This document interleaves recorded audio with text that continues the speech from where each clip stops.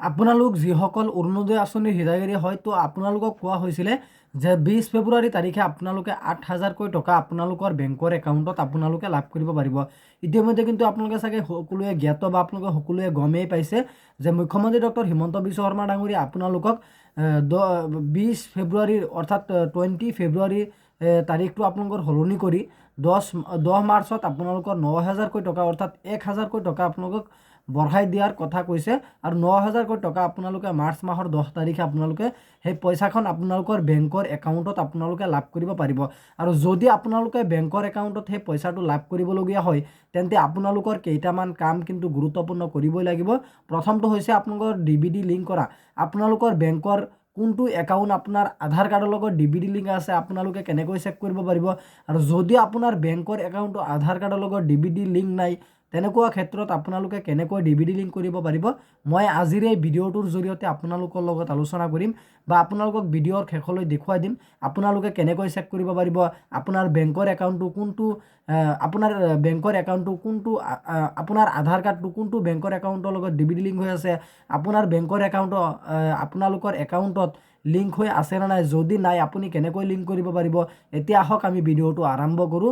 আৰু আপোনালোকে যিসকলে চৰকাৰী আঁচনিৰ আপুনি হিতাধিকাৰী হয় তেন্তে আপুনি আজিয়েই এইটো চেক কৰি লওক বা আপোনাৰ বেংকৰ একাউণ্টটো যদি ডিবিডি লিংক নাই আপোনালোকে লিংকটো কৰি লওক। আহক আমি ভিডিঅ'টো আৰম্ভ কৰোঁ।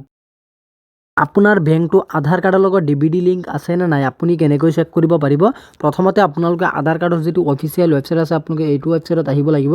আৰু যদি আপোনালোকে এইটো ৱেবছাইটত আহিব নোৱাৰে তেন্তে কিন্তু এইটো ভিডিঅ'ৰ ডিছক্ৰিপশ্যন চাব মোৰ হোৱাটছআপ চেনেলৰ লিংক আছে। আপোনালোকে মোৰ হোৱাটছআপ চেনেলত সোনকালে জইন হৈ ল'ব। যিবিলাকৰ ওপৰত মই এক্সট্ৰাকৈ ভিডিঅ' নবনাওঁ সেইবিলাকৰ ওপৰত কিন্তু বা সেইবিলাকৰ বিষয়ে কিন্তু মোৰ হোৱাটছআপ চেনেলত অলপ পিছে আপ টু ডেট কৰিয়ে থাকোঁ। গতিকে আপোনালোকে সকলো খবৰৰ লগত আপোনালোকে সংযুক্ত হ'বলৈ আমাৰ হোৱাটছআপ চেনেলত আপোনালোকে জইন হ'বলৈ নাপাহৰিব। গতিকে প্ৰথমতে আপোনালোকে মোৰ হোৱাটছআপ চেনেলৰ লিংকত ক্লিক কৰি কিন্তু ডাইৰেক্টলি এইটো পেজলৈ আহিব পাৰিব। এইটো পেজলৈ অহাৰ লগে লগে প্ৰথমতে ইয়াত চাব যে আপোনালোকৰ প্ৰথমতে ইণ্টাৰ আধাৰ নাম্বাৰটো আপোনালোকে এইখিনি জেগাত দিব লাগিব। তাৰপিছত আপোনালোকৰ এই কেপচা কোডটো আপোনালোকে এইখিনি জেগাত দিব লাগিব। পিছত আপোনালোকে লগ ইন উইথ OTP বুলি লিখা আছে আপোনালোকে চিম্পলি এইখিনি জেগাত এখন ক্লিক কৰিব। লগ ইন উইথ OTP বুলি লিখা আছে আৰু আপোনালোকৰ মোবাইল নম্বৰ আপোনালোকৰ যিটো আধাৰ কাৰ্ডত মোবাইল নম্বৰটো লিংক হৈছে সেই মোবাইল নম্বৰত আপোনালোকৰ এখন OTP আহিব আৰু সেই OTPখন কিন্তু আপোনালোকৰ বহুৱাব লাগিব। আপোনালোকে OTPটো ভুল নকৰিব। OTPটো ভুল কৰিলে কিন্তু আপোনালোকৰ আকৌ কৰিব লাগিব। প্ৰথমতে আপোনালোকে এই OTPটো বহুৱাই লগ ইনত আপোনালোকে ক্লিক কৰিব। যেতিয়া নেকি আপোনালোকে লগ ইনত এটা ক্লিক কৰিব তাৰ পিছত কিন্তু আপোনালোকৰ মানে যিটো আধাৰ কাৰ্ডৰ যিটো আছে আপোনালোকৰ মোবাইলত এইটো লগ ইন হৈ যাব। আপোনালোকৰ লগ ইন হোৱাৰ লগে লগে কিন্তু আপোনালোকৰ আধাৰ কাৰ্ডৰ যিকোনো কাম আপোনালোকৰ ডেট অফ বাৰ্থ বা আপোনালোকৰ এড্ৰেছ চেঞ্জ কৰিব পাৰিব।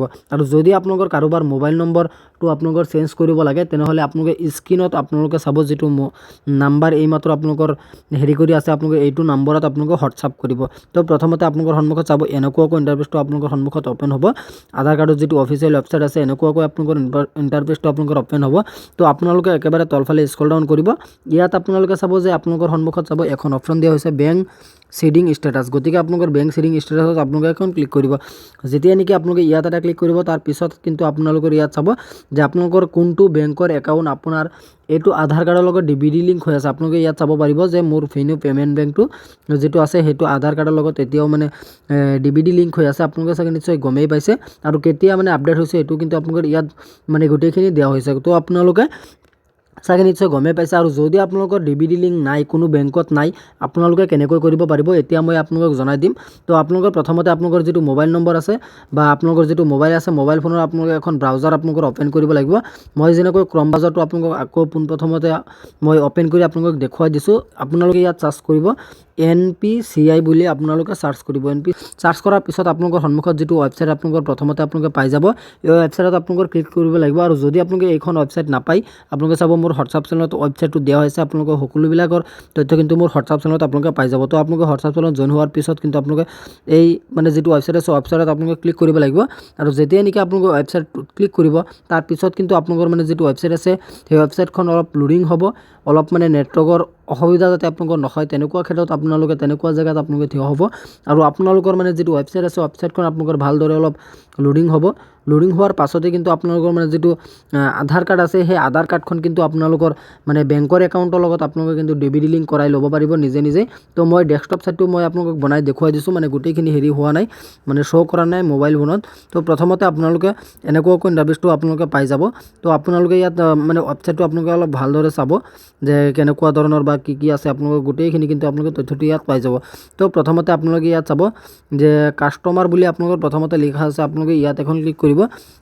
কাষ্টমাৰ বুলি লিখা আছে, তাৰপিছত কিন্তু আপোনালোকে ইয়াত চাব যে গোটেইখিনি কিন্তু আপোনালোকৰ ইয়াত বহুতখিনি আপোনালোকে কাম কৰিব পাৰিব, যেনেকৈ নেকি UPI complete, Aadhaar product complete, NECT FASTag status, Bharat Aadhaar seeding enable.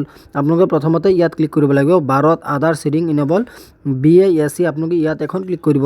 যেতিয়া নেকি আপোনালোকে ইয়াত এটা ক্লিক কৰিব, আপোনালোকৰ মানে যিটো আধাৰ কাৰ্ড আছে আধাৰ কাৰ্ডৰ লগত আপোনালোকৰ কোনটো বেংক একাউণ্ট আপুনি মানে লিংক কৰাব বিচাৰে অৰ্থাৎ চিডিং কৰাব বিচাৰে আপোনালোকে কিন্তু সেইটো কৰিব লাগিব।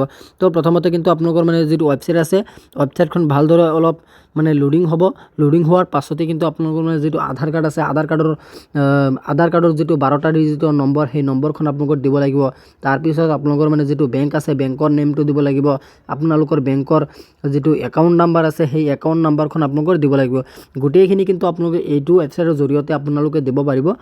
এইটো ৱেবছাইটৰ জৰিয়তে কিন্তু আপোনালোকে সকলোখিনি কাম আপোনালোকে কৰিব পাৰিব। তো প্ৰথমতে কিন্তু আপোনালোকৰ সন্মুখত চাব এনেকুৱাকৈ মানে ৱেবছাইটটো অলপ লোডিং হৈ আছে, আপোনালোকে অলপ ধৈৰ্য ধৰিব, ধৈৰ্য সহকাৰে আপোনালোকে ভিডিঅ'টো চাব যে কেনেকৈ আপোনালোকে মানে চিডিং কৰাব পাৰিব বা কি আপোনালোকৰ কেনেকুৱা ধৰণৰ আপোনালোকৰ হেৰি হ'ব, আপোনালোকে গোটেইখিনি কিন্তু ইয়াতে আপোনালোকে পাই যাব।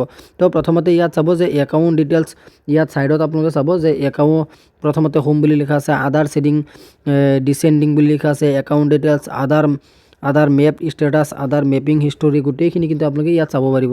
তো প্ৰথমতে আধাৰ চিডিং ডিজিটিং বুলি লিখা আছে, আপোনালোকে ইয়াত এখন ক্লিক কৰিব 2 নম্বৰটোত।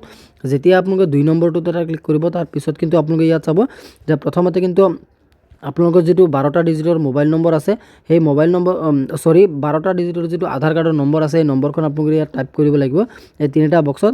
আৰু তাৰপিছত আপোনালোকে ইয়াত চাব ৰিকুৱেষ্ট ফৰ আধাৰ, ইয়াত আপোনালোকে যদি আপোনালোকে চিডিং কৰিব বিচাৰে বেলেগ এটা আপোনালোকে একাউণ্টত চিডিং কৰিব বিচাৰে তেনেকুৱা ক্ষেত্ৰত আপোনালোকে মানে অৰ্থাৎ আপোনালোকে চিডিং অৰ্থাৎ চিডিংটো আপোনালোকে বন্ধও কৰিব পাৰিব আৰু চিডিঙো কৰিব পাৰিব। তো প্ৰথমতে যদি আপোনালোকৰ চিডিং লাগে আপোনালোকে চিডিঙত ক্লিক কৰিব। তাৰপিছত আপোনালোকৰ বেংকটো আপোনালোকে চিলেক্ট কৰিব, আপোনালোকৰ কোনটো বেংক হয় আপোনালোকে সেইটো চিলেক্ট কৰিব লাগিব। সেইটো চিলেক্ট কৰাৰ পাছত আপোনালোকৰ চিডিং টাইপটো আপোনালোকৰ কেনেকুৱা ধৰণৰ লাগে, ফ্ৰী চিডিং বা movement same bank with another account আপোনালোকে কেনেকুৱা ধৰণৰ লাগে আপোনালোকে এইটো চিলেক্ট কৰিব। চিলেক্ট কৰাৰ পাছত আপোনালোকৰ যিটো বেংকৰ একাউণ্ট নম্বৰ আছে একাউণ্ট নম্বৰখন এইখিনি জেগাত দিব লাগিব। তাৰপিছত আপোনালোকক কনফাৰ্ম একাউণ্ট নম্বৰখন আকৌ দিব লাগিব। এইখিনি দিয়াৰ পাছত আপোনালোকে ইয়াত টিক চিন এটা লগাই দিব। লগোৱাৰ পাছত আপোনালোকে তলফালে চাব এখন কেপচা কোড দিয়া হৈছে, এই কেপচা কোডটো আপোনালোকে এইখিনি জেগাত বহুৱাব লাগিব। এইখিনি জেগাত বহুৱাৰ পাছত আপোনালোকে যেতিয়া ছাবমিট মাৰিব তাৰপিছত কিন্তু আপোনালোকৰ এইটো ছাকচেছফুলি হৈ যাব। আপোনালোকৰ আৰু কোনো অসুবিধা নাই, আপোনালোকৰ মানে যিটো বেংকৰ একাউণ্ট আপোনালোকৰ মানে যিকোনো আঁচনিত বা চৰকাৰী হেৰিত আপোনালোকৰ বা জবত আপোনালোকৰ দিয়া হৈ আছে আপোনালোকে কিন্তু সেইটো বেংকটো আপোনালোকে চিলেক্ট কৰিব বা সেই বেংকটো আপোনালোকে আধাৰৰ লগত আপোনালোকে চিডিং কৰিব। তাৰপিছত কিন্তু আপোনালোকৰ গোটেইখিনি কাম আপোনালোকৰ ষ্টাৰ্ট হৈ যাব আৰু আপোনালোকৰ মোবাইল নম্বৰত বা আপোনালোকৰ ইমেইলত আপোনালোকৰ মেছেজ আহিব পাৰে বা আপোনালোকৰ আধাৰ কাৰ্ডত যিটো আপোনালোকৰ মোবাইল নম্বৰ দিয়া হৈছে বা ইমেইল ID দিয়া হৈছে সেই ইমেইল ID বা মোবাইল নম্বৰত আপোনালোকৰ OTP যাব বা আপোনালোকৰ মেছেজ আহিব যে আপোনাৰ মানে আধাৰ কাৰ্ডটো আমুক বেংকৰ লগত আপোনালোকৰ চিডিং হৈ গৈছে। গতিকে আপোনালোকে চাগে নিশ্চয় গমেই পাইছে।